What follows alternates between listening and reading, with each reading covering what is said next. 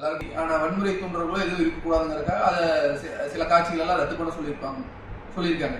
அது போக வந்து வன்முறை காட்சிகளுங்க, நிறைய வன்முறை காட்சிகள் இடம்பெற்றிருக்கிறதெல்லாம் வந்து கொஞ்சம் வந்து இல்லாத மாதிரி, வைலன்ஸ் இல்லாத மாதிரி இருக்கணும் அப்படின்னு சொல்லிட்டு அந்த சில காட்சிகள் எல்லாம் தவிர்த்து சொல்லியிருக்காங்க.